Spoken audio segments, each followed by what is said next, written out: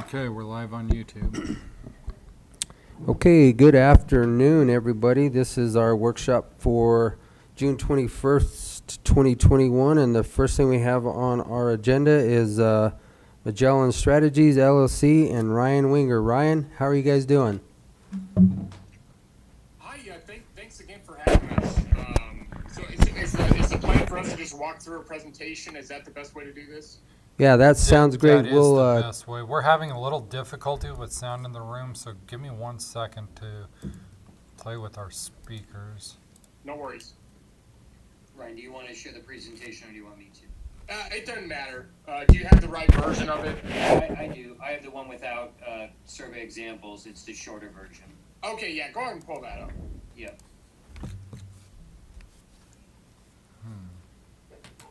Yeah.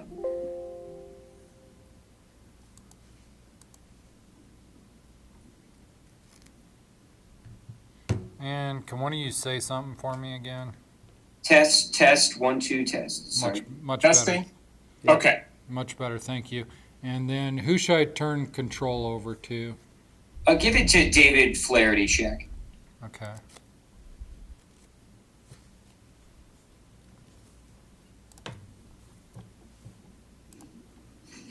Okay.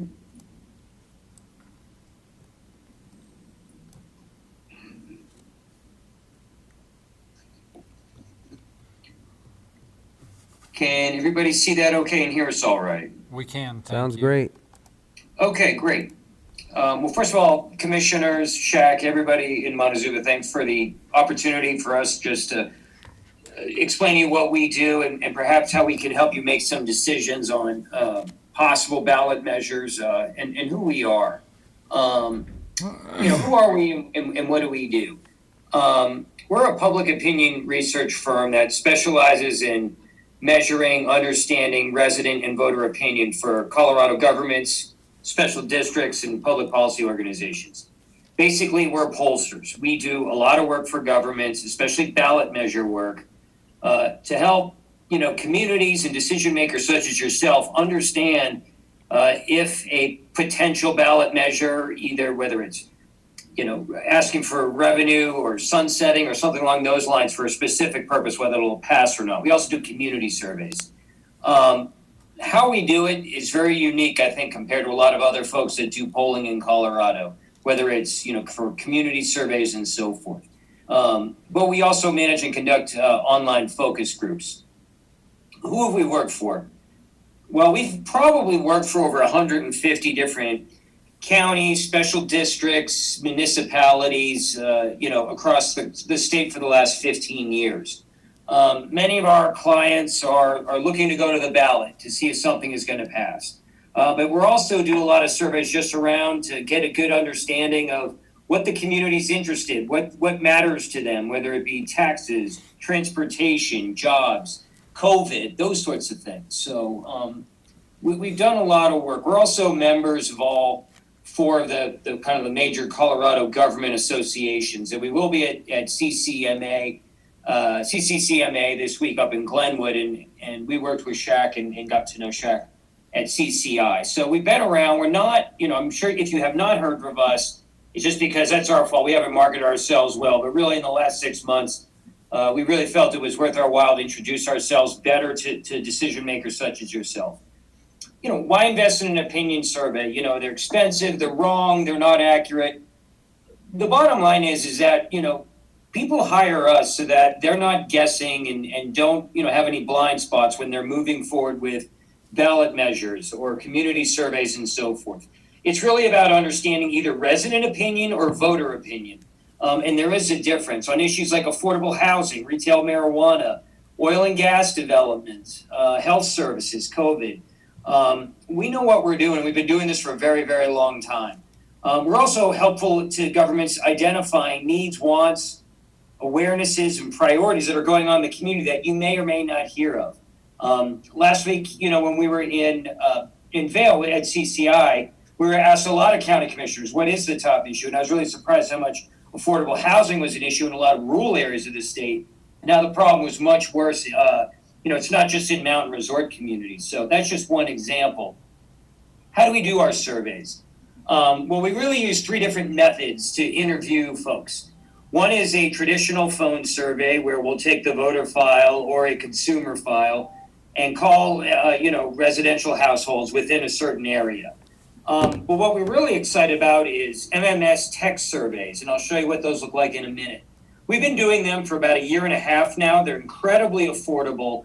You hit a huge population by letting them know your local government is doing a survey and we really want to hear from you. They're very, very affordable, and they've really been a godsend. And they've helped us open up our data collection so a lot more people can participate in a survey rather than just through phones.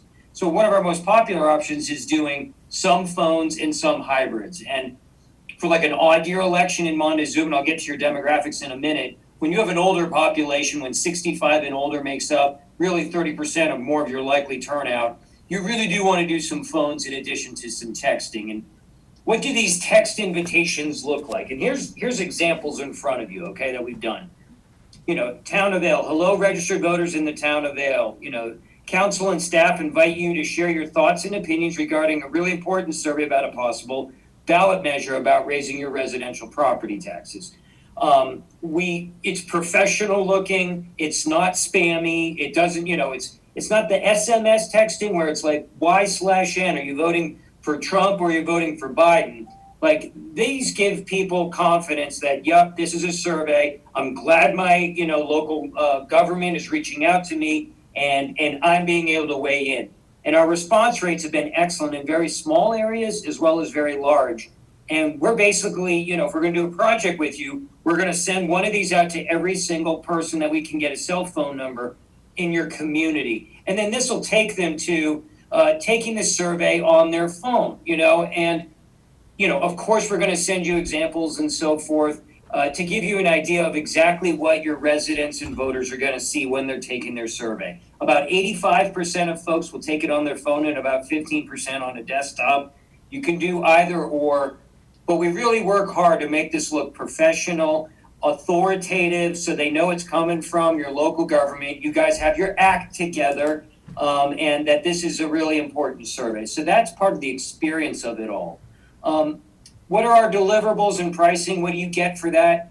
Well, you're going to get a top line document of the results. You're going to have crosstabs. You're going to have open-ended verbatim responses.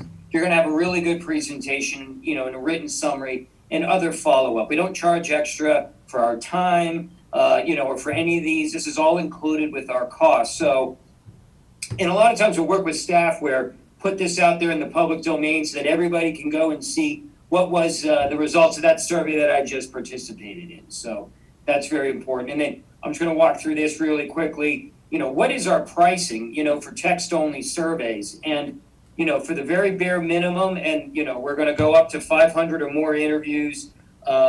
It's going to include it does not include a PowerPoint presentation, but it'll be a top-line document in the crosstabs.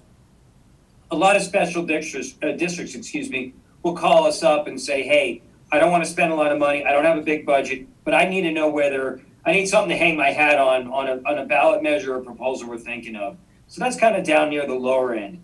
Mid-level survey to a high-level survey, that's where it's, again, text only, no telephones, between $7,500 and $10,000. More than 25 questions. That's kind of the full deliverables that we're going to walk through.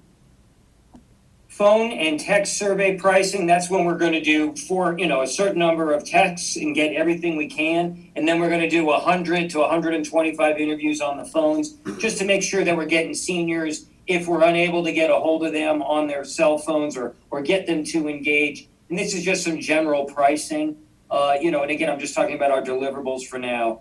And then this is phone only survey pricing. And I would assume you're not going to be interested in something like this, and that texting and with a splash of phones would be better. So that's just some of our general pricing that we're going to get into. But I want to show you one more document really quickly here.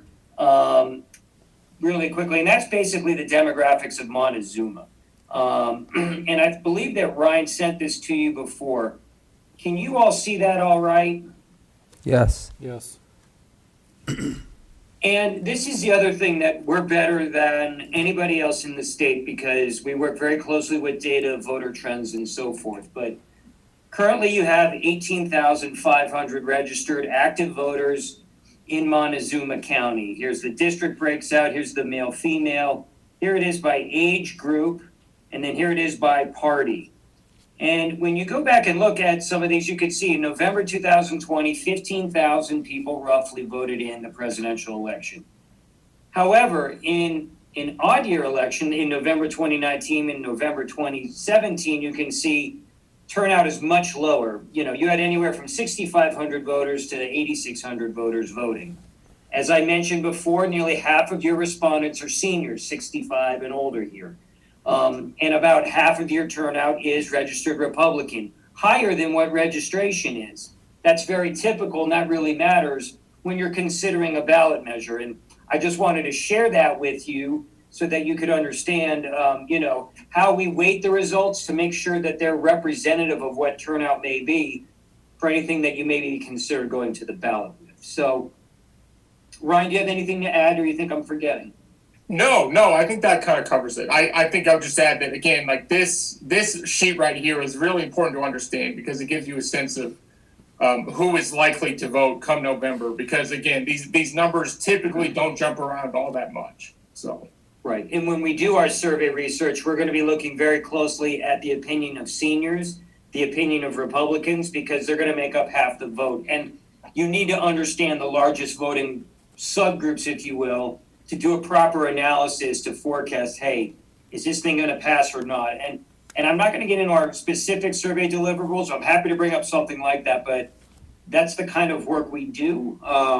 And I would also just add that one thing that wasn't reflected on that sheet because it's not directly on the voter file is obviously if we were to do a survey, we would make sure that it's statistically relevant as far as the Native American and Hispanic residents as well, because I know that those are important subgroups in Montezuma County. I think looking at least the Census Bureau's latest estimates, I think it was about 14% Native American and about 13% Hispanic. So those obviously would be a factor as well. So not to take up too much more of your time, but we're happy to answer any questions that you may have or just what your general thoughts are. Again, when I visited with both of you at CCI, Ryan and David, time frame, is probably critical also, and we somewhat discussed 2022 ballot, November of 2022. Does that give you enough time to get the proper questions out, answered, and back to us to make a strategitic plan? Absolutely, Commissioner. The usual timeline is we'll work with staff and other decision makers to design the questionnaire. We'll have a draft A, draft B, draft C.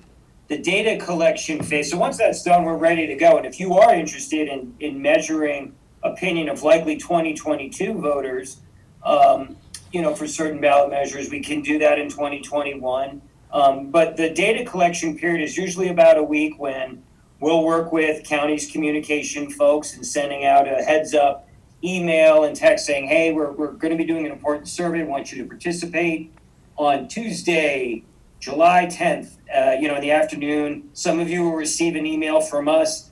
Others will receive a text, and we will also be posting a link to participate in the survey online. Please look for that so you know when it's coming, and then they'll click on that. And we can keep a survey open from 7 days, 10 days, whatever works.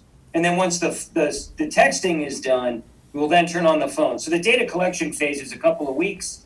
And then we usually need about anywhere from 3 to 5 business days to compile the results, do the presentation, and then deliver it back to staff. And we're happy to be available, of course, to, present in a working session or in, a meeting to present the findings and the results of this survey and answer questions accordingly. Okay. And then you said something else too, is response rates. Do you have a percentage on your response rates? What is that typically? Sure. Our response rates are very typical to phone surveys with the texting one. They'll usually between 7 to 9%.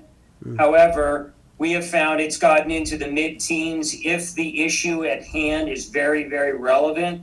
Any kind of tax measures usually do grabs people's attention.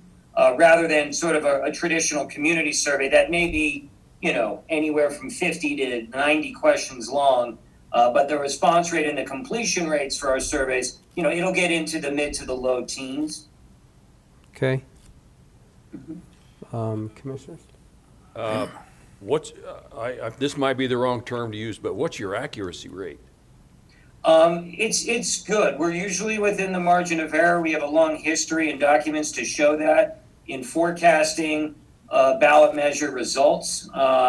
We can provide that to you, but Commissioner, I can tell you right now, if we were missing outside of the margin of error dramatically, we wouldn't be in business. We wouldn't even be talking right now.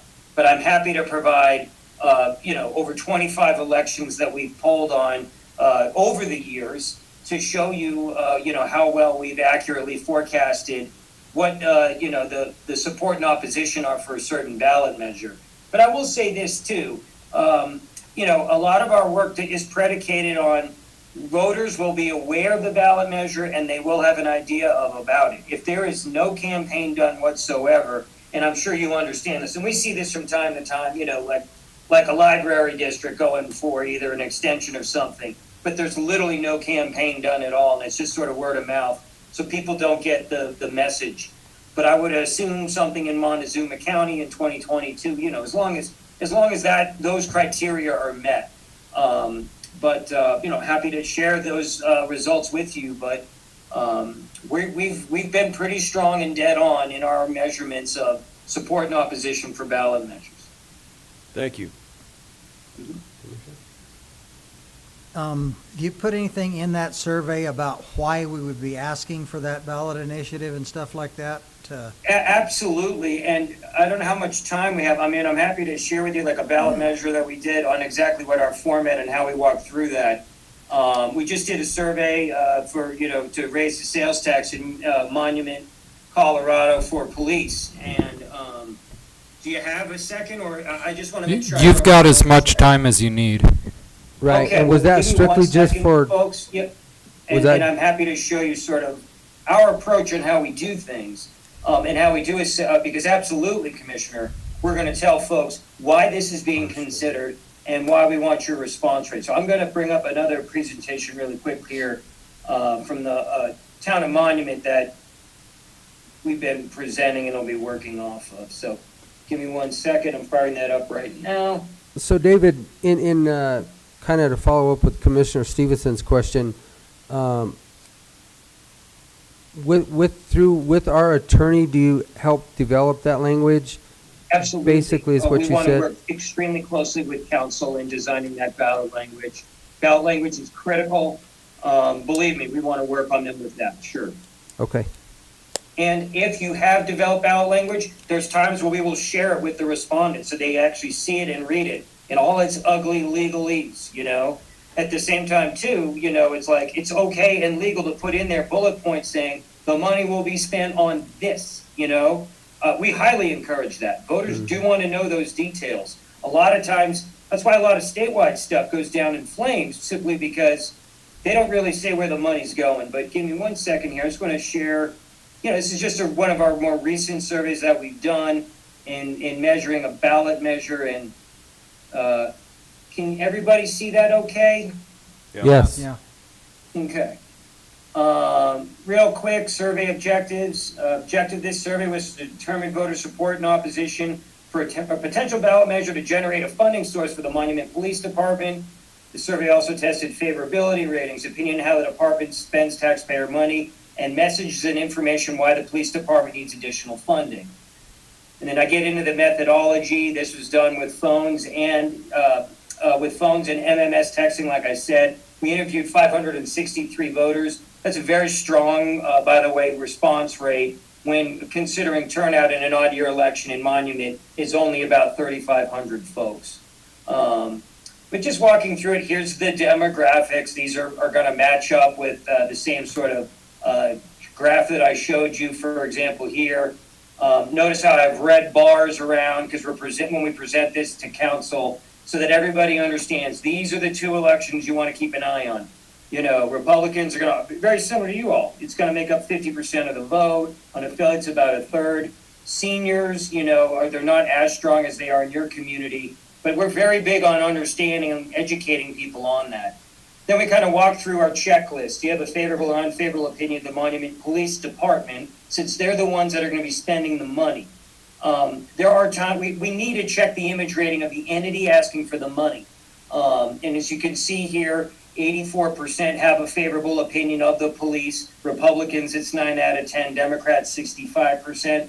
These measurements matter, but they are in good shape on favorability. We don't have any problems or defund the police here in this community. Second thing, do you approve or disapprove of the job the Monument Police Department is doing?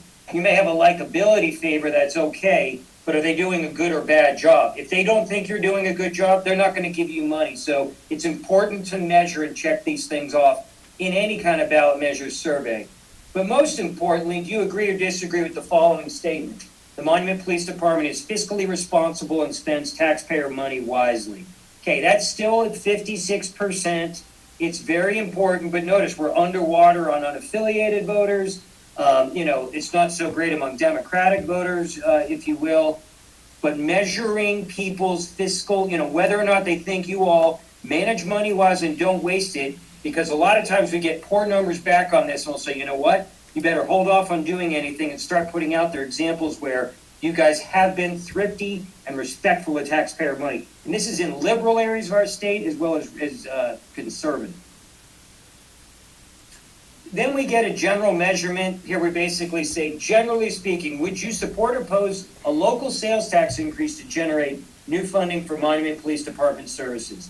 This is a general measurement. I'm not getting into numbers yet. It's another nice way to know, regardless of what we put out there, where's soft support at before we get into numbers and watch them go down. And as we can see, 60% of people said, yes, I would support, that blue there, I would support a tax increase. Then moving on, we get to the specifics. And here's one ballot measure being considered by the town trustees to generate a funding source would be an increase in the town sales tax by 0.5%. This 0.5% would raise about $1.4 million annually, and it would cost somebody 50 cents on a $100 purchase of taxable items. Food and grocery stores would not be subject to this tax increase. And then we say, okay, now that you've heard some, would you vote for this or not? We see that support, what we call uninformed support, starts out at 64%. We haven't gotten into the reasons yet and so forth.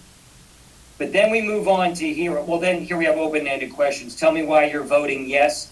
And we get a lot of open-ended verbatims. And this is extremely important to hear from your own residents why they're motivated for or against this. And here's the major themes. Police are important to the community. We need a safe community. I back the blue and support the police, especially in this political environment. I understand they have been underfunded for a long time.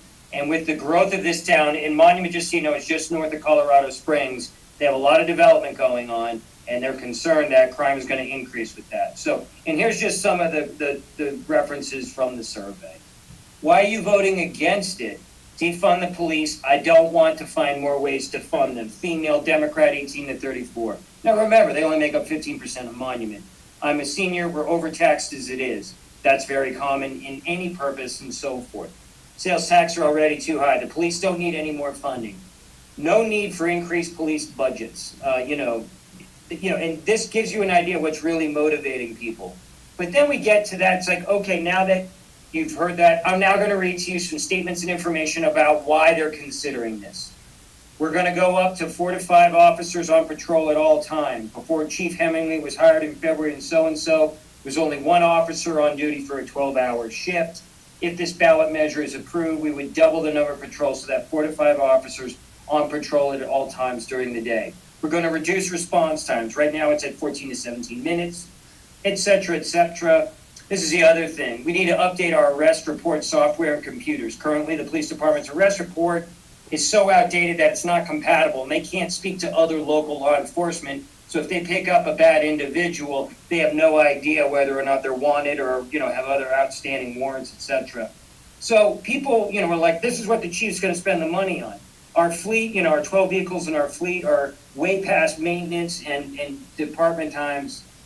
et cetera, et cetera. We're going to hire another detective. It's going to be a female so that she can help address sexual assault cases in a more timely manner and assist police officers. So we tell the whole story.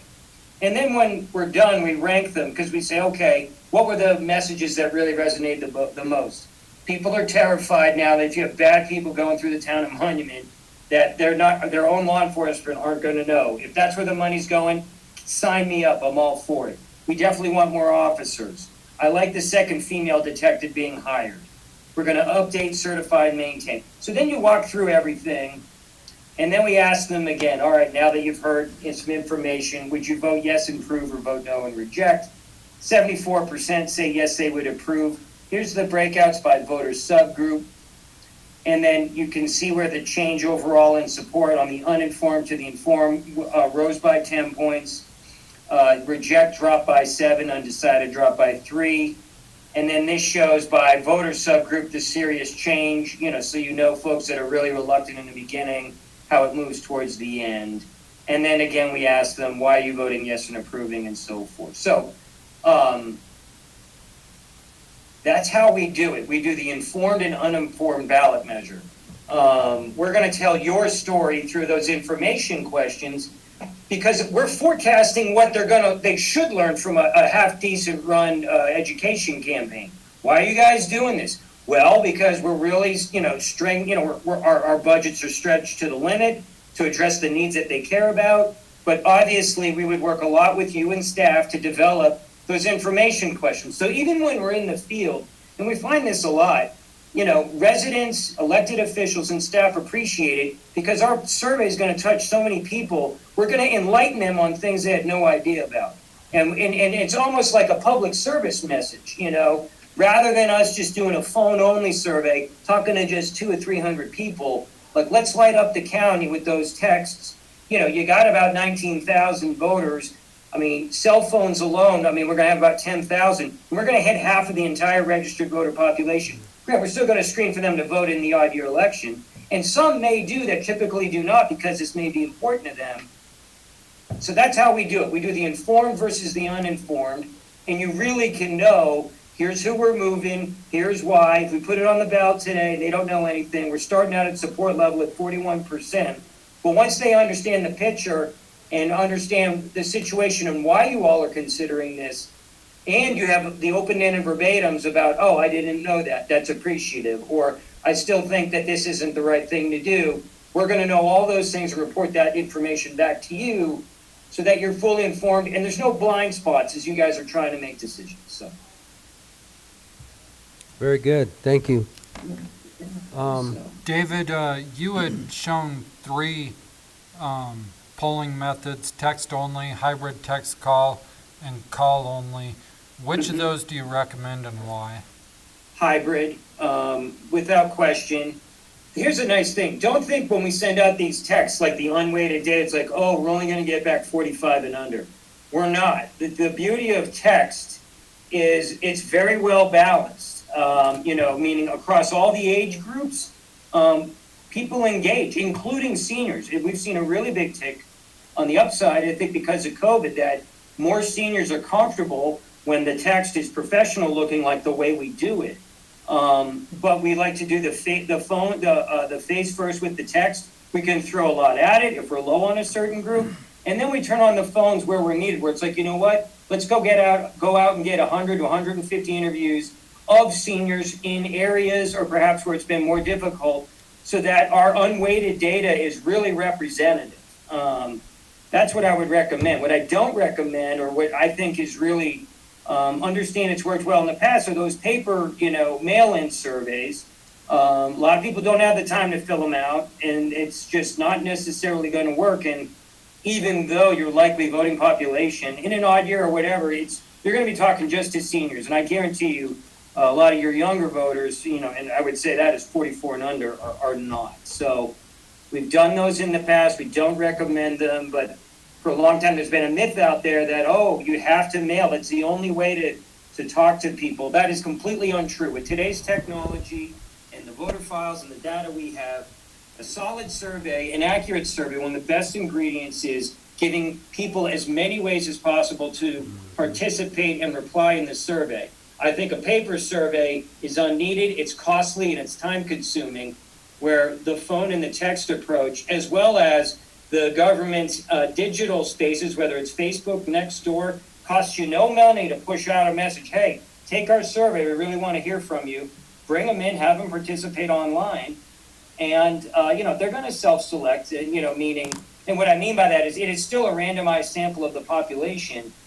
But the biggest thing where surveys will come up short is that not enough people knew about it. And we're only talking to one age cohort, if you will, or another. So I don't mean to ramble on, but Yeah, I would just add this. I mean, obviously we could do a phone-only survey and only do telephone calls to landlines themselves, but it's so much cheaper to complete an interview on the text because we're not paying a call center for their time to try to conduct an interview. So really the way we do it is we'll send out the text first to see what kind of response rate we get, and then we'll kind of top it off with phone interviews because those are more expensive. But there's really no reason to not at least attempt the texting survey because it is so much cheaper on a cost per interview basis. And you would help us to push it out through social media as well? absolutely. Yeah. Okay. We usually are help with working with all your communication people. It's about listening and learning from the community rather than having kind of top down, but we have all sorts of communications that we work closely with communication staff to make sure it gets out there and it's the right message, because we want, you want to come across clearly as, hey, we have not made any decisions on this. We really want to hear from you. And usually when it's a tax related measure of any kind, people will pay attention and want to weigh in, because they don't want their taxes to go up. But we also include communications like that. No decisions have been made. We are still considering everything, but help us, by participating in our survey. So we want to hear from you. Okay. And then in your pricing options, you showed three separate selections for questions, 15, 16 through 25, and 26 to 35. Which would you recommend with a one ballot question and why? I would recommend the maximum, because here's what we like to do. We would say this is probably going to cost somewhere around $15,000, but we're not, we don't feel we need to agree to anything, or at least just yet. Sometimes it'll come in more because we have a stronger response rate on the text, and we don't need as many telephone interviews. The fewer telephone interviews, but we're also going to advise you, we're not going to completely remove that portion, but we may not need 150 to 200. We may only need 125. That's going to reduce the cost. I don't know how many message questions you want to ask yet to tell your story. If that's 5, it's going to be a shorter survey, less work, you know what I mean? And it's just kind of an hour kind of labor thing. Well, so we may come in, it's like, this is going to be $11,000 or maybe $9,000, but it's until we get a script written up and we're confident we're giving respondents and citizens all the information they need, there's flexibility there. But I would assume typically hybrid survey, 15 is the maximum, likely to be less is in all honesty, how we look at it. And because we just don't know until we write up, the draft and get working on the draft. And the way to think about it is this: like those are kind of ballpark, like their price ranges, I guess, is more the way to think about it. But if we have an agreed upon price, you're never going to pay more than that, but you very well could pay less than that. Is what David's saying. yes. Okay. Thanks, Ray. Very good. Anything else, guys? No, really appreciate it. Yep. Ryan, David, thank you guys for your time. We definitely have some things that we have to discuss before we can even make a decision and move forward. But I really do appreciate your time, and Shaq will be in contact with you, letting you know what we decide. Thank you very much for the opportunity. Yeah, we really do. We appreciate it and hope everything's going well out in Montezuma. And All right. Thank you, you all have guys. a nice day. Thank you very Yep, much. you too. Thank you. Thank you. Yep. Take care. Yep. So, although we can't make any decisions today, we could put this on I say we give it 2 weeks. 2 weeks. 2 weeks. 2 weeks for unfinished business. Think about it. And then we can make a decision, but I think we all know what we're Always. faced with. Very leery about phone deals, because if I get a text like that, I push stop and send. And a that's lot of what- people will, that's why they put them on there, but a lot of Yeah. people do surveys. So Yeah. it's just And a way if we of- did do that, we could let people know ahead of time through social media and the newspaper, whatever, it's gonna be coming out. Right. When you get this, Right, it's so- legit, it's not a scam. Let them know It's that we just a need way your of- help in We making a do need decision. their help to make a decision, because if they don't help us, we're gonna be stuck Right. making maybe, Kim, Some do you very have any unpopular idea of the decisions. cost it would be for us to put a ballot question on the 2022 ballot? It's usually anywhere from $1 to $2 per ballot, Okay, so for 18,000 voters. But you Would would you be share sharing it? that cost right. with any other entity that was participating. so there could be none, It or could be there could be. $36,000, or we could divvy it up 5 ways. Right. So, yeah, it's based, what I do is I base it on the number of voters within that district. So like if it was the school district, one of the school districts, and they have like 3,000 members in the district, they would only pay a portion of that for those 3,000. Right. But this would be countywide, Countywide, yeah. Right, so right, it's, so you would have everybody. 18,551, and, the last election that I put on was about $2.20 for that. Okay. was that the individualized one for the school board? No, that was the 2020. Oh, The school board was $28,000. so we could probably guesstimate around 20 grand minimum. I mean, Yeah. that's kind of what I'm thinking. That was the estimate I gave them when we started. And And then they were only at 14,000 registered voters. Okay. Any other discussion? No, I would just like to have some kind of footing to make a decision on, rather to spend the taxpayers' dollars to ask the question. I agree with that. This would be a great way to do that. I think so. Right, because if this comes back and the survey says, hey, Don't do this. then we don't do it. Yeah. I mean, I kind of like this is, we're kind of getting it going in the proper direction before we put it out there and then we just fail. Then we've spent the money anyway. That's worse. So I think we all. pretty much Well, agree the on biggest that. part of this is gonna depend on us getting out to the public Yeah. ourselves and Well, I think it's gonna be, really talking it's a to 'em. whole campaign of Yeah. us, but we have to decide specifically, I think like he says, is what are we gonna spend it on? Because if it's not specific, I think it will definitely Oh, yeah. fail. And it should, because then there's no There's transparency accountability. of what we're doing. Yeah. So I think that's the next question, put it on the agenda for 2 weeks, and then think about it. So I do know that I think I'm scheduled to report to you guys on the 29th. Correct. And if you want me to, I can give you kind of a comparison as to the costs of the elections Yeah, that would be good to know, that but, the county's participated in years. I could do that and give you kind of an idea of what it's been costing them in the past, okay. which, give you just a general foundation. But if we do go this route, then we know yes or no, you can put it on the ballot. Right. Then we haven't spent all the money to put it on the ballot. Okay? All right. Anything else on that before we move on? No. Okay.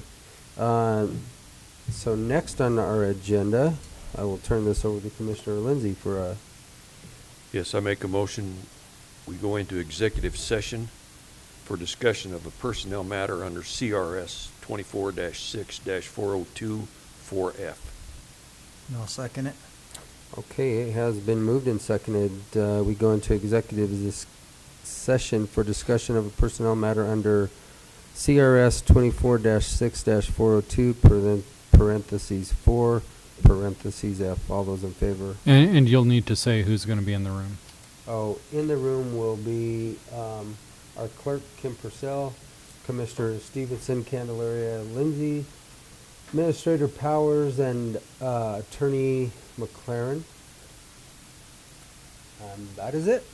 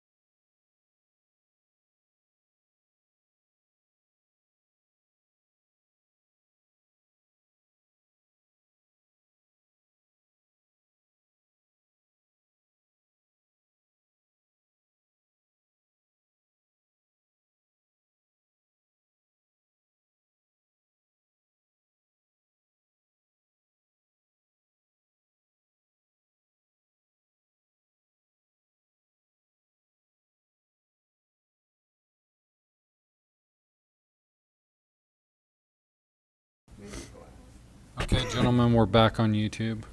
Okay. We are now going to move on to, I would make a motion that we move out of executive session. Second. That has to be done first, doesn't it?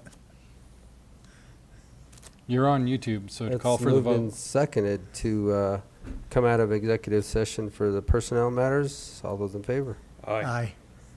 Aye. Okay, we're going to discuss the CSU visit on July 12th. Okay, gentlemen, we're back on YouTube.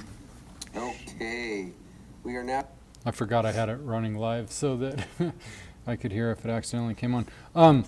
So Greg Felson informed me that representatives from CSU are going to be coming down to visit our extension office on July 12th.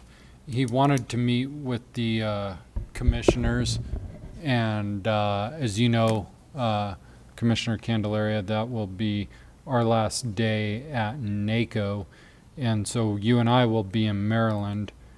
However, my suggestion would be that we set up a hybrid meeting. These two commissioners, Commissioner Stevenson and Lindsay, could come in. We could Zoom in and have a discussion with the representatives from CSU.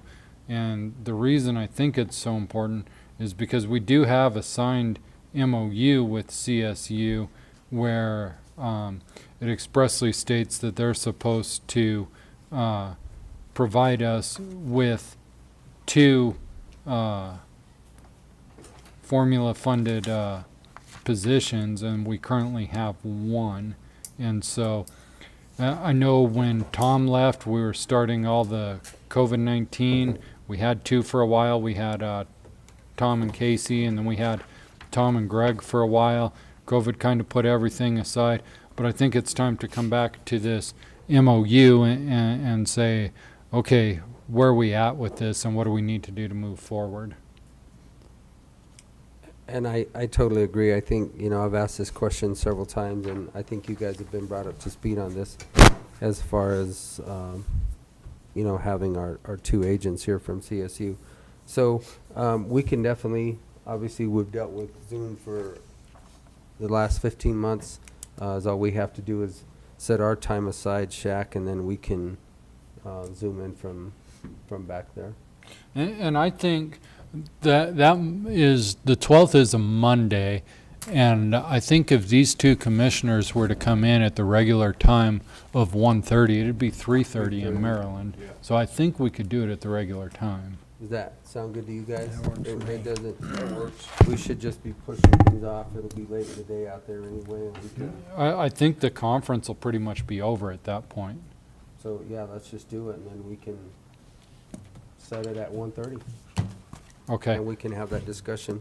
And Yeah. and the biggest thing you might give Greg a heads up is that, this needs to be updated and signed again, and that, Correct. The MOU Where- that we're working off of is from 2008. Yeah. So, there probably are a few other things that need to be updated, and we can all spend some time looking it over between now and then. But I think with those reps coming, it's important that we make our case and say, hey, right now you're obligated to this, and we know COVID this and COVID that, but now it's time to get back. So we'll see where that discussion goes. So thank you, commissioners. I will get that scheduled. Okay. Next is our discussion on the op-ed from the sheriff regarding the moratorium marijuana. So this is in relationship to the journal article, which you just pulled it Yeah. up on the screen. And it really, after I read it, wasn't an op-ed. It was more like an article, but in it, talks about currently the county prohibits commercial and retail marijuana, and then Nellen reports the county ban on retail stores. While Nellen supports the county ban on retail stores, he wants county commissioners to consider an ordinance that would establish a permit system for commercial marijuana farms so that they can be regulated. State permits and licenses would also be required. It would be strictly for wholesale cultivation, not resale, Nellen said in an interview last week. It's in draft form, and how it turns out will be to the county commissioners. Well, if you will be up to the county commissioners. If you remember, I brought the draft that we have from San Miguel County, pointed out the problems with it, and asked for his edits. As far as I know, I haven't received any edits. Well, and I haven't either, but I guess the first decision that we have to make as a commission is, number one, our elected official is telling us this is how he would like to present this and move forward with it. It's come in front of me 3 times now. So we need to decide one way or another, are we interested in this or not? And if we are, we can lift the moratorium at any time. However, as we discussed earlier, the ordinance would be good to have in place and the fee schedule prior to lifting that. So we are waiting on Steve to give us his clarifications on ordinance that would fit this county, and then how to proceed from there. We have to have that before we know how to proceed. So question 1 is, gentlemen, are we interested in lifting it? From everyone that I've spoken to, they say no, all the constituents that I've talked to. So, And the people I've talked to are about 50-50 split. There's a lot of people growing out there on their own, and I don't know if this would give the sheriff any more control over those grows or not. I think what, and I'm maybe just going that's by a wrong the term, but- conversation, the difference is that when you pull up, so say you drive by this house out here and you pull it up and you see a grow going on, or you don't see it, or however they detect it, and it's already has a license from the state, it's a way, which you can kind of do that now, but Right. I get what he's doing it, but however, I think it does give him more of an opportunity. I think he can do it now, but I think it gives him more of an opportunity where he knows that this is definitely illegal, and that way he can attack it, basically to what, I don't know if he'll ever get rid of the black or the gray market, but I think he'll minimize it.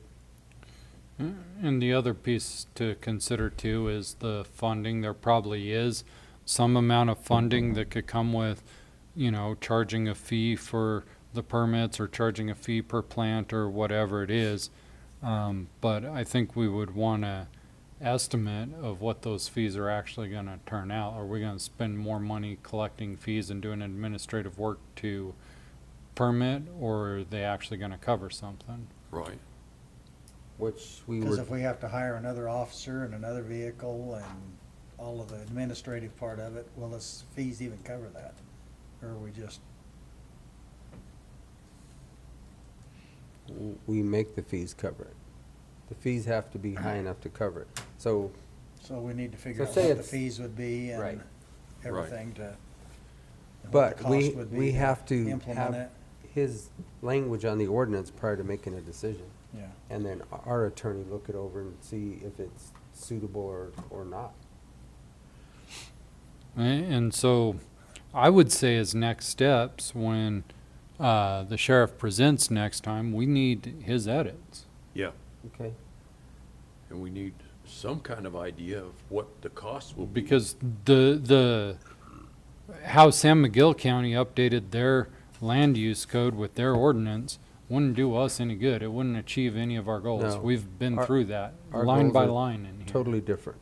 Yeah. So, So we just need the, but here again, before we get too far ahead of that, are we interested in doing it or not? Because if we're not, it's gonna stay the way it is. I have a hard time saying, looking at an elected official and they're telling me, we need help and this is the best way to do it. I think we do the same thing with Kim. We look at Kim and say, Kim, what are you doing in your office? What do you need help with? And if we don't listen and to she our tells elected us, and then we tell her officials- no. But that's what I'm saying, this would cover, the fee has to cover it, and that's the only legitimate way to make it happen. So it's a matter of, it's still Right, constitutionally legal in the state of Colorado. I wrestle with legal and illegal, and then right and wrong. But the road we've been going down is Isn't not, working. is not working. Correct. We're not accomplishing what we need to do. And I'm in favor of getting off of that road and trying something else. And I'm interested, let's say it that way. we can argue legal and illegal, right and wrong. Yeah. The fact is, though marijuana may have some medical advantages, we know for a fact that most people who are using it are not using it to treat a medical issue. Wouldn't argue. However, when it comes to treating medical issues, I personally would rather see somebody using a plant than a prescription opioid, which is legal. Which is another bigger problem. So- Which I guess that's what I'm saying is I agree with Commissioner Lindsay here, is that the road we're going down is not working. Well, the whole thing has been the downfall of the whole state of Colorado. So I just don't feel adding to it makes it better. But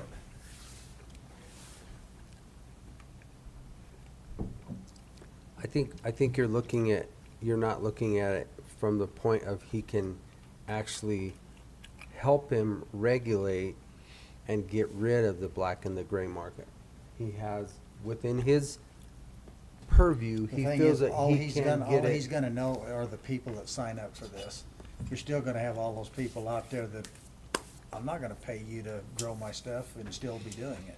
I understand I that, don't but then think that that- becomes illegal. It's So the still, ones it's that are, illegal, well, it'll still be illegal, so. but he can't distinguish the difference of what is and what isn't. Right now, it's all illegal. Right now, yeah, so it's Okay, just so- anybody and everybody. However, there are some legal grows out there as long as they're within their requirements of their plant count and so on and so forth, so. I agree with Kent, I think it's worth looking at, and I think we should definitely look at it to see if, I just don't think the financial benefits of it will be anywhere close to well, covering. it's not necessarily just financial, the big thing here is if you get rid of the black and the gray market, you push it out. You get rid of it. You're actually cleaning up something that's bad. Yeah, I just don't think we'll ever get rid of the black market on it, but It's like a prairie dog. I don't think you'll ever eradicate it. But you can't control it. So it Well, I sounds guess we need like, to see- you guys can't make an official vote today, No, but it sounds like two are willing to consider it and one is not. So I guess the next step is to tell the We need to sheriff, see the where's sheriff's- your document? We've taken the Right. San Miguel one. It doesn't do anything that we're trying to accomplish, so, so, if you would send an email to and the I'll copy sheriff you guys on in it. regards to this, we have considered it, we've looked at it, we have went through San Miguel's in public. But And I can it's send them to the link to us going through non-applicable that. to us at all. Yeah. So give us his language, from his attorney that he uses, and get it to us sooner than later. Yeah, he doesn't have to wait till his next time on. I can put him on anytime he's ready. Correct. We're not afraid to have commissioner meetings from 9 a.m. till 9 p.m. I'll keep No, you we're here not. all day. No, we're not afraid. we don't even care at all. I'll tell you what, We got donuts. As long as he's buying. Commissioner Stevenson is not afraid of hard work. I've seen him lay down right next to it and go to sleep. I saw him attack that whole baker's dozen of donuts the other day too, so he's ready. All right, anything else? Send that off, Shaq? Roger that. Okay. Last on our agenda, we have the discussion of the If my wife is SRS listening to this, I only ate one of those donuts. One of those boxes of donuts. How did you absorb the other ones? I actually know if Commissioner Candelaria's wife is listening to this, that Commissioner Candelaria did eat half a donut. I did not. Who ate the half? I did not touch the half. Somebody ate a half a donut out Wasn't there. me. Did not touch the half. Somebody's playing Pinocchio Negative. in here. Somebody's sneaking in. I think somebody's nose grew through all those Yeah. bear I did claws, and not now there's touch holes one. in the middle making Uh-uh. them donuts. No, sir. Okay, so it's been brought to our attention by Ellen, not Alan, that according to the statute, which I was, had a different impression due to what has been done in the past, but the statute reads that the 50% discretionary funds from the SRS is supposed to go either to the road and bridge and or to the school, public schools. So they're getting So- 50% of it off the top, and then we get, the No. other 50% goes to them. They get 25%. So I'll just read the road and statute. bridge.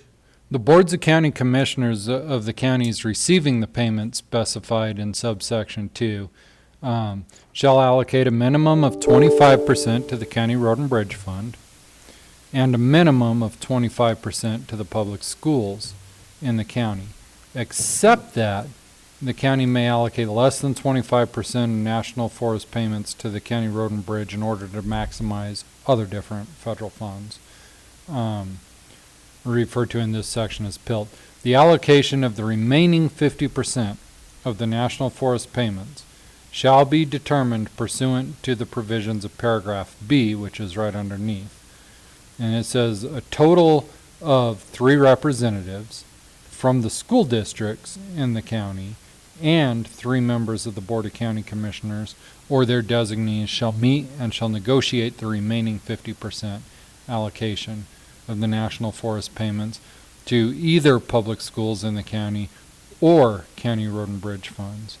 So not only does it have to go to county road and bridge or the schools, it also says that representatives from the school districts are supposed to participate in the negotiation.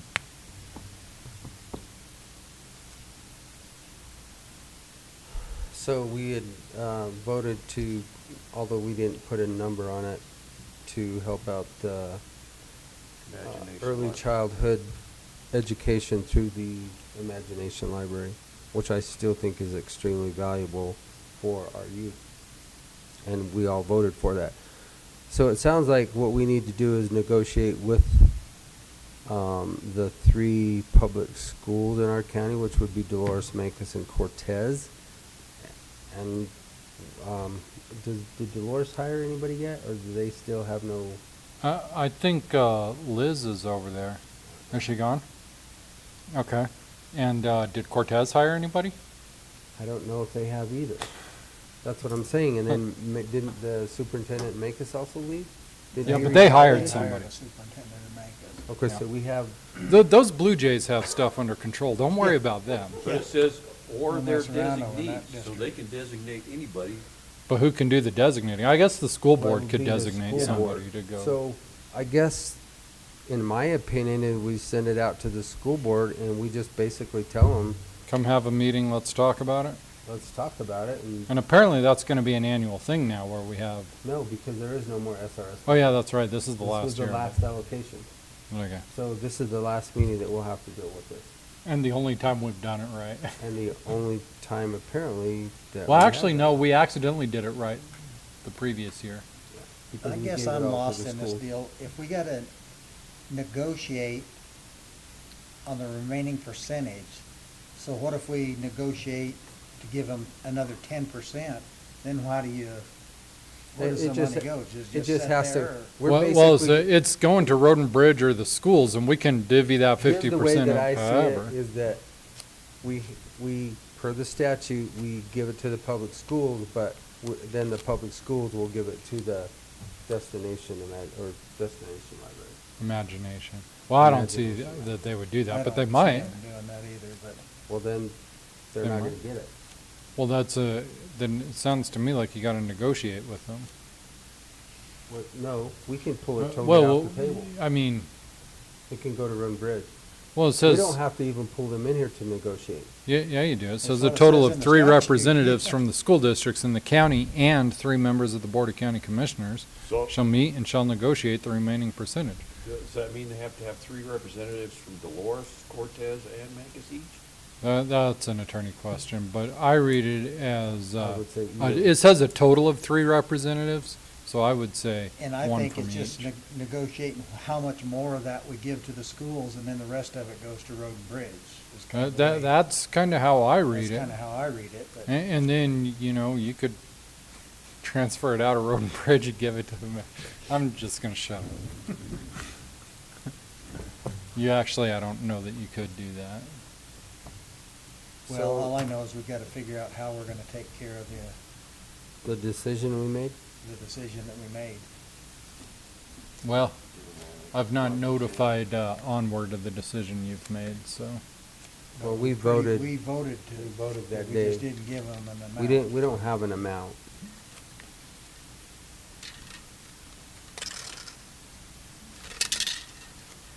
So,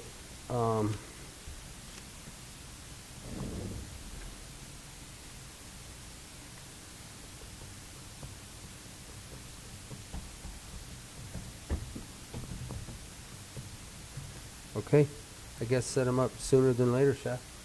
Alrighty. And this could be at a work session also.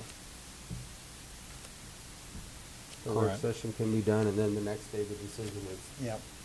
10 seconds. Agree? Yep. Okay. If you're happy, I'm, Well, we gotta follow the statute, so we're happy. Okay. Anything else, gentlemen? Anything else to come before us? I got another complaint about, Pearman property down there. I told them to put it in writing and send it to us. And then a complaint about our weed department. and they're Has putting anybody that in talked to writing. Perman about, I don't think we've done anything, because we haven't had any letters to support. other than the gentleman that came in and last week? he's doing a letter, and then the people that I talked to this morning, they're gonna do a letter. And one of them's on one end of his property, and the other one's on the other end of his property. 'Cause it's, East, west, north, south, or? well, it kinda lays, it kinda does one of these yeah, deals. it kinda does a Can you loop pull it down up? through there. Yeah. I'm not familiar with it, so if I can look at it, that might be better. And it's, I don't know. So they're occupying the whole space, but he's allowing it. He's allowing it. And the only So- septic and water is their home. That's the only, Well, Mick should be putting in septic tanks for each one of them.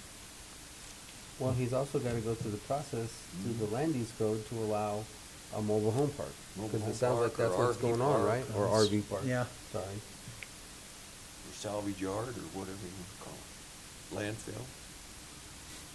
Because it's on a residential piece of property, not a commercial piece of property, right?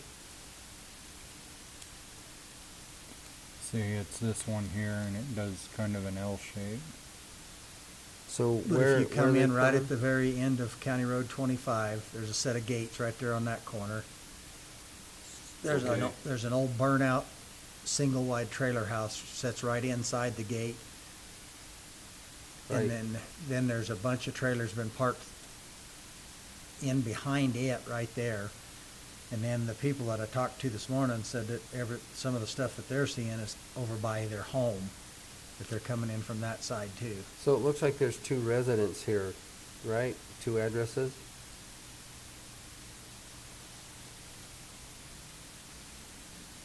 Oh, so that blue line must be a dividing line? Yeah, this is Or the the red. dividing line right here. So they're all coming on this piece of property right here, Yeah. the little hill or little. Well, they're just right inside the gate right in here, in this little opening is where they're all at. And then I haven't seen the ones that are over here by their house.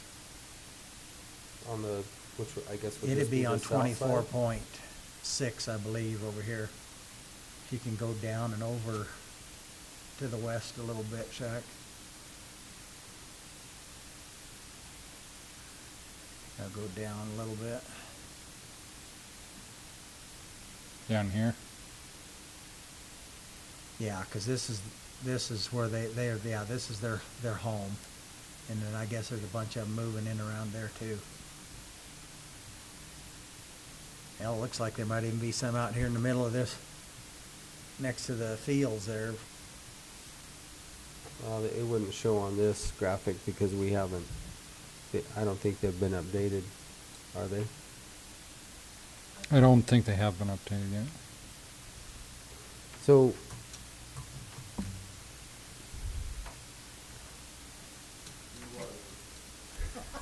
Yeah, then come on back in here, Don. But I mean, even looking at the, even if this is a year old, we have what? 1, 2, 3, 4, 5, probably 5 homes there? Maybe 6? I can't tell what's a shed and what's, and there's no way to really tell without going down there. Can you do an overlay and look at it from a different angle, Shad? And then you can't, like this one here, you can't see all of the trailers that are up there in that other corner either. Because there's 3 or 4 of those little trailers that moved in there. Yeah, this graphics is gonna be,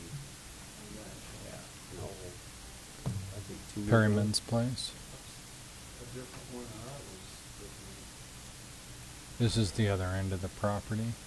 See, they're, So this is where they live at, Joel? They live right here off of this 24.5? 24.5, but then their property their circled property around goes, Klondike Road 25. What they've got a you said funky was shaped south of parcel the- here. Or going to the landfill? Yeah, instead That of turning goes up right at the here. landfill, just go straight down to the, that All road of dead this ends is right there. theirs. So E.5, this is that little short road See, that this goes is over the berry to farm and all that 24, down right? here.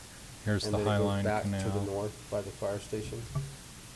Because E5 doesn't go all the way through. Yeah, it's just a little short piece that comes out and then it comes over by Copenhagen's and goes back to the, below the M&M there. So then 24.5 is gonna go back to E, 24.5 goes, to the south, back to E. Yeah, this hooks around.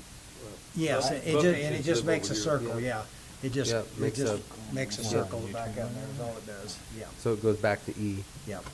And then So comes back Pickens' out the property highway. would be right in here somewhere. Pickens' property is down near straight across the road from Perman. Perman's, right there. So the house, that's, That's Pickens's, yeah. right, It's underneath the the little deal there now. turtle jewel Yep. thing.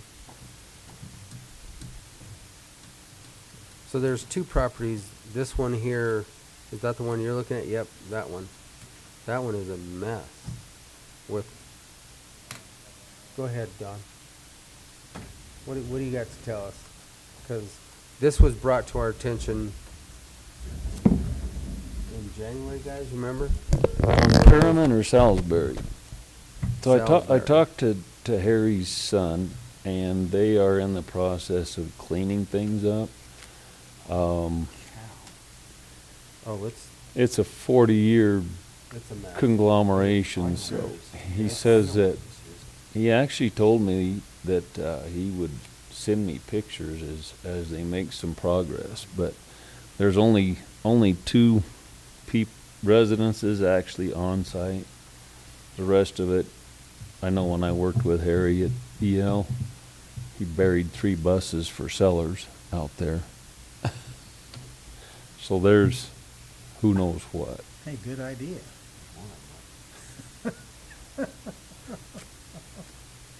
Where does that say that in the land use code? I don't know. That is under your NUSA standard, and it's not the planning department. Maybe we should create a new department. So anyway, I talked with the Turtles, which they live between Perriman and Salisbury, and apparently just recently, I think it's across the Greenfield on the farm road, there's a special boat over there that everybody seems to go to and spends a minute and a half and then leaves. boat. And With a no boat. water around it. a boat. Okay. They're gonna go down the canal or? And then Candy apparently store. they've moved in 3 or 4 RVs, mobiles and stuff out in the brush. So, have you been able to contact Mick or this, I mean, I have not got him a letter sent yet. would you just you okay with this? Just give him a call and say, hey, you should know better than anybody, you're allowing Yeah. all of this stuff on your property and it's not compliant with anything. Does anybody have a number for him? Mick? Just flies to Mary Kay, she I don't. You're not but helping. do you? I don't have You're like him. I mean, you know, cleaning up the rock yard, getting it away from the school is one thing, but we don't want to push it, just spread it We'll out. set up a reunion down and then we'll somewhere find out what else. Mick's number is. That's what happened, it went elsewhere. So lot of we different still places. have to chase it until we get it figured out. So would you do that, Don? Yeah, I've got a list going. How is the Road 21 deal going down there? There's been a little progress, Heard from one of the adjacent landowners, a little progress and almost another threat. So Mr. Belden went down to clear sagebrush and went on the other person's property, so the guy went down there to show him where the property line was. Well, then he threatened him. By the time the neighbor got back to his house, the sheriff's department was already there. So he explained to him that Mr. Belden was hacking brush on his private property. So they explained if he does it again, trespasses, to call him. But it's the same issue over and over and over. They pulled maybe 2 trailers off of there. They took one load to the salvage yard. But they haven't applied for any permits or No, anything to make no. a trailer park out of it, or? No, they're just, And the guy that's down there, Brian Moore, he came into my office back when I sent the original letter, and I explained the whole thing to him, and I told him fixing them up to sell them, you're not compliant, you're not zoned for that. oh, You just need to get them all hauled off. So so they're they're going supposed to about be a working couple. on it. They've made a little headway. They haven't brought in any more, so I guess we're making at So least what a do we- standstill. What do we do if they don't comply? What is I think that's where it goes into the attorney's hands, and where we have to put the enforcement of. Right. But the fine is not, it can be up to $1,000 is all? A day. Yeah. So then it's just a matter of us. well, we need to wanna maybe play- send them another letter and tell them, you know what, you have till this date to get this done, or you're gonna force us to enforce the deal, maybe light a fire under. 'Cause if we just Well, keep if we- kicking the can down there and they move one We now don't- and we one don't wanna 4 make months that from now threat. and 6 months It from can't- now, and, It can't be a threat. If we're I gonna know do it, it. we need to follow through with it. because right now they're just playing games, they're not. Okay?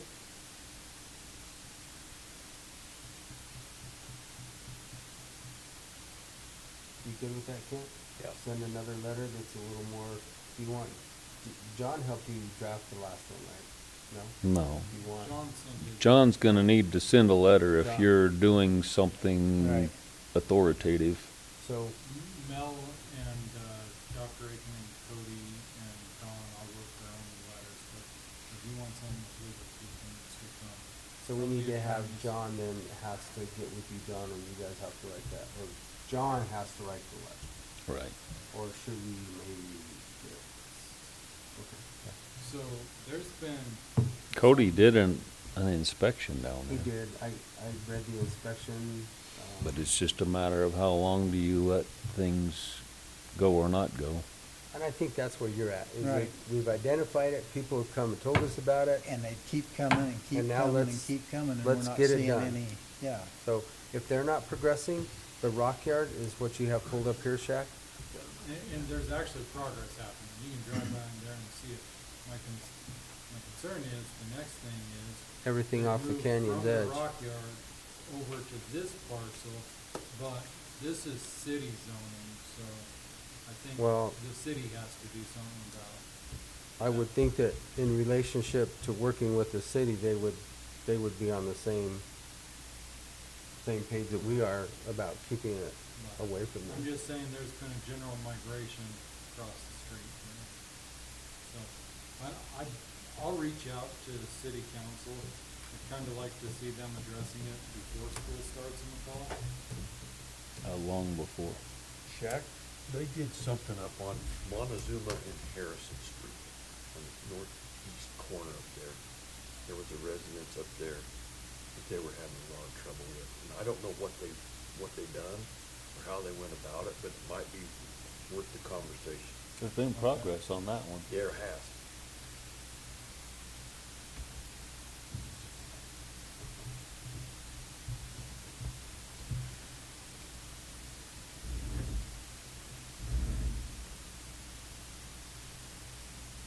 You just went right there. Mhm. On the northeast corner there. Yeah, right there.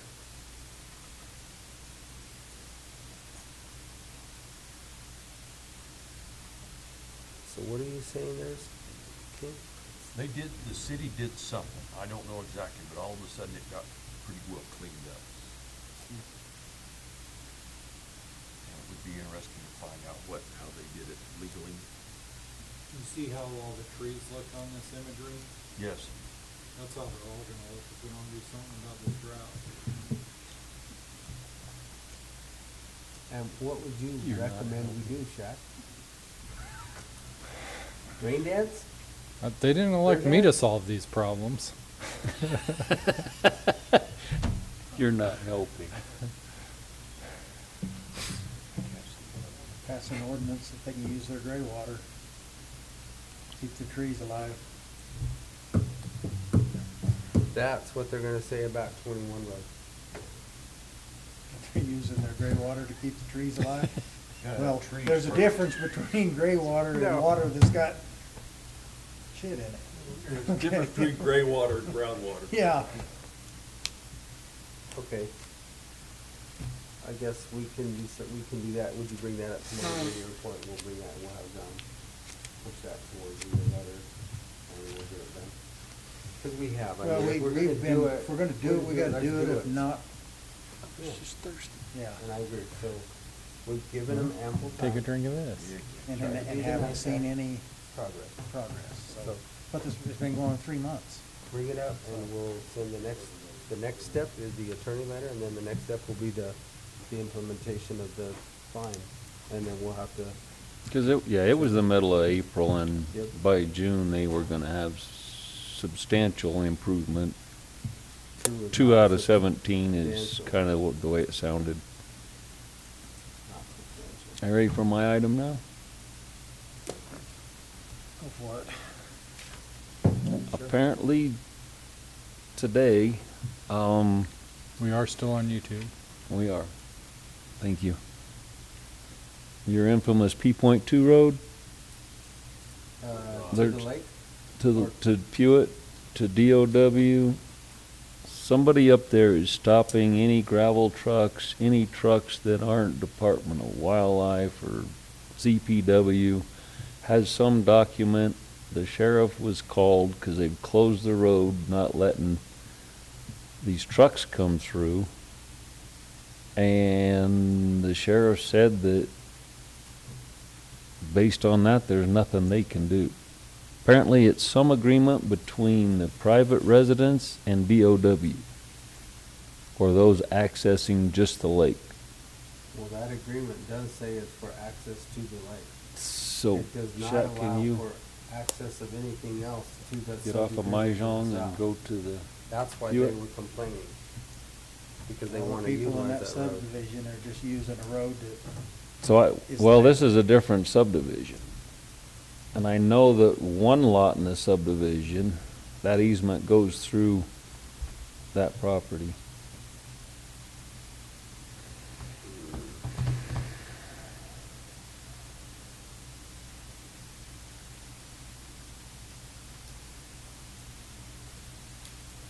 West of Pewitt.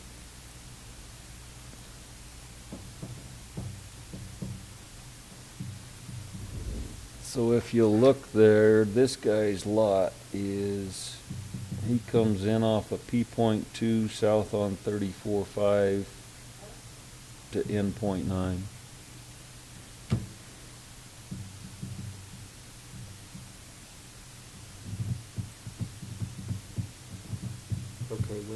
And he's in the Kirk Pewitt Ranchettes subdivision. Correct. And when that was developed, all of this access came off of 36.5. Everything.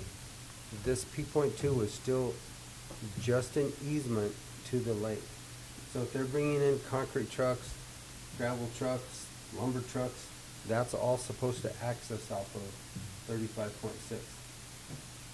From Okay. reading that easement, if you guys remember, and I can pull it back up, it says this is just an easement with the CPW and these landowners to give access to to the lake. Okay. So if they're obviously not taking gravel deliveries to the lake, they're not taking material deliveries to the lake, so they're wanting them to stop tearing up their road that they've had to take care of. So which road do they take? They're supposed to, should be coming in at 5.6. 35.6 down to the L2 loop, or P2 loop, is how they're supposed to be accessing all of those subdivisions back there. So how do you get to N.9? Well, you have to come back this way. You do get just a little section here, and then they turn down. There are two roads right there. I went up there and drove it. So they come in off the 35.6, come in P.2 loop, because this gives access to N9 and 34.5. It does? Yeah. So that So is the legitimate. If I read that properly, and again, I'm not an attorney, but Well, you'll have every- a voicemail to respond to the guy, because every it went beyond delivery me, and I knew you guys had was been su- deep is into it. supposed to come off of 35.6. Okay. And there's access, it gives access on P.2 just on that section line, and then it turns down to N.9 and 34.5. So there's one-way access west on P.2? There's one-way access on Cedar Mesa Ranches. There's one-way access in a lot of places. No, I mean, this easement gives you ingress, egress from the lake back to 33, but P.2 loop gives you access on that same easement west Just- to go south on 34.5? Just see where P.2 is in the middle of these people's properties? Mm-hmm. That's where the big dispute is. Where it's on the section line, the way I understood it, there's no dispute. Well, that first property where it drops south, Yep. that's in that same subdivision. And Kirk Pewitt is the guy that developed the subdivision. See, this is so screwed up. Here it is. It wasn't done proper, and now we're gonna have to clean up a damn mess. Okay, well, I'm just forewarning So, you. I'm just, Because the sheriff's department's being called, and they've got some new document that they're waving around, so. I don't know. so the document, because this goes right, it's not on a section line, it goes right through the middle of their private, which would be what, 1, 2, 3, 4 pieces of property? And then this would just be going to the lake. It doesn't cut through private property, it's just on the section line. Okay.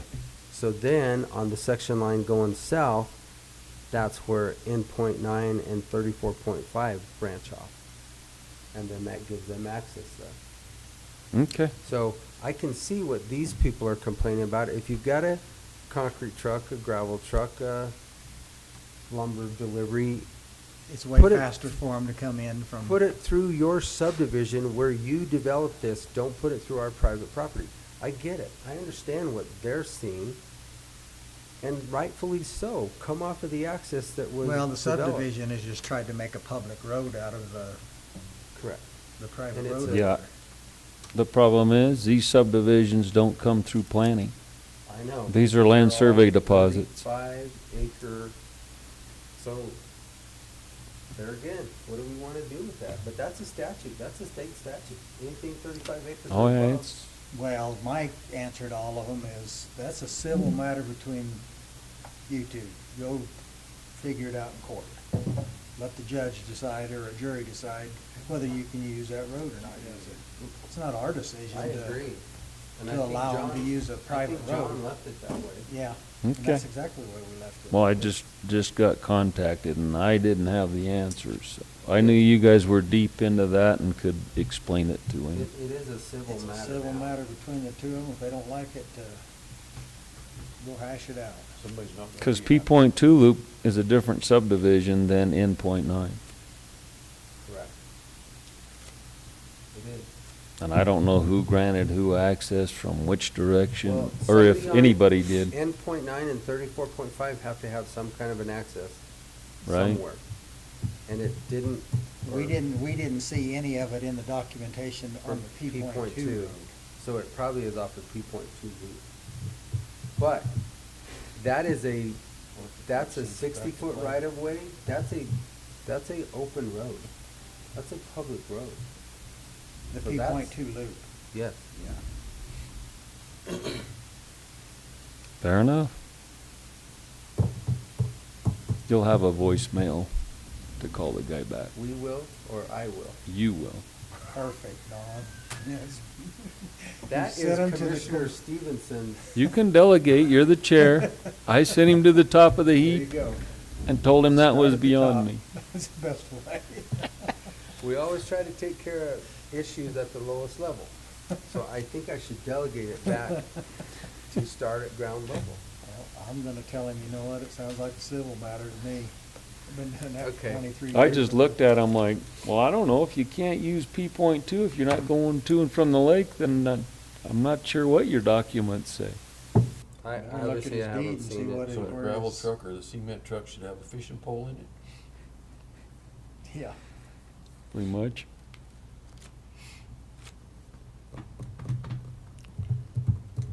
That whole deal's gonna have to be figured out in court. You guys because know that what, is a mess. you guys know what they're catching them on out at Pewitt right now? Nothing. Aquafina. Bzzz, they just flop right over to that stuff. Gentlemen, anything they else were you fishing. have to bring forward to No, this dry meeting worms. today? All right, then this meeting is adjourned.